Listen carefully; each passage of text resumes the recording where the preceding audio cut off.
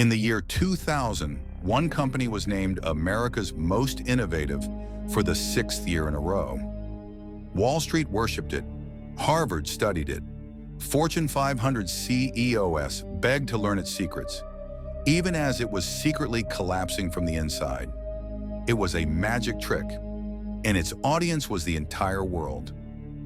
18 months later, it was gone, bankrupt, exposed as the biggest corporate fraud in American history. $74 billion vanished. 20,000 employees lost their jobs. Retirement savings wiped out overnight. This is how a handful of executives fooled the entire world and almost got away with it. Enron started as a boring pipeline company. Gas in the ground, pipes in the dirt, nothing special. Then Jeffrey Skilling walked through the door. Skilling wasn't interested in pipelines. He had a different vision, one that would either make him a billionaire or destroy everything. Here's what Skilling understood that nobody else did. It doesn't matter what your company actually does. It matters what people believe it does. If investors believe you're a genius, your stock rises. If your stock rises, everyone assumes the genius was real. It's a feedback loop. Perception creates reality. Skilling transformed Enron from an energy company into a trading empire. They weren't selling gas anymore. They were selling confidence, and for a while it worked beautifully. But here's the problem with selling confidence. Eventually, someone asked to see the money. So Enron found a loophole, a legal accounting method called mark-to-market. This is where the fraud begins. Normal companies record profit when they actually earn it. You sell a product, money hits your account. You report the revenue. Simple. Mark-to-market flipped that completely. Enron could sign a contract today and immediately book all the profit they expected to make over the next 20 years. A deal that might never produce a single dollar of real revenue could be counted as profit right now. A handshake became earnings. A projection became a quarterly report. A guess became Wall Street gold. But even that wasn't enough. CFO Andrew Fastow built something even darker. A shadow network of secret companies. They had bizarre names like LJM, Raptor, and Chuco. Their purpose was simple: hide every bad bet Enron made.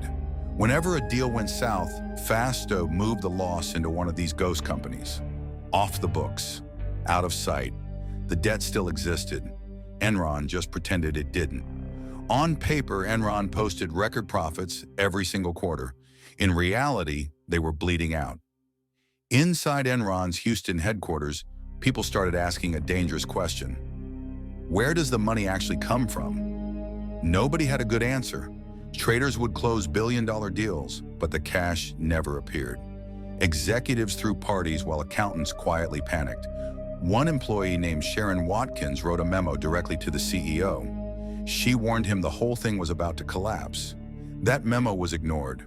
By summer 2001, cracks started showing. Analysts noticed numbers that didn't add up. A few journalists started digging. And then the stock began to slip. Not crash, just slip. But for a company built entirely on confidence, a slip is a death sentence. Once investors started doubting, the spell broke. Every hidden debt, every buried loss, every fake profit came rushing back into view. The executives knew what was coming. They did the math. They saw the end. So what did they do? They sold millions in stock. They cashed out their fortunes while their own employees walked straight into the collapse. December 2nd, 2001, Enron filed for bankruptcy. In a single day, it became the largest corporate collapse in American history. 20,000 people lost their jobs. Most of them found out from the news. But the real devastation hit their retirement accounts. Enron had encouraged employees to invest their retirement savings in company stock, pushed it, celebrated it, told them it was safe. When the stock hit zero, lifetimes of savings disappeared. People in their 50s and 60s, just a few years from retirement, suddenly had nothing. Meanwhile, Skilling had cashed out $66 million. Other executives walked away with hundreds of millions more. The trials came fast. Andrew Fastow, the architect of the shadow companies, pleaded guilty. 10 years in federal prison.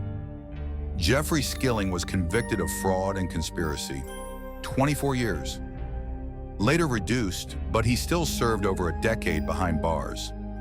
Ken Lay, Enron's chairman, was convicted on multiple counts. He died before sentencing. Arthur Andersen, one of the most respected accounting firms on earth, was destroyed. Found guilty of obstruction for shredding Enron documents. 85,000 employees lost their jobs because their bosses chose to protect a lie. Enron didn't collapse because of competition.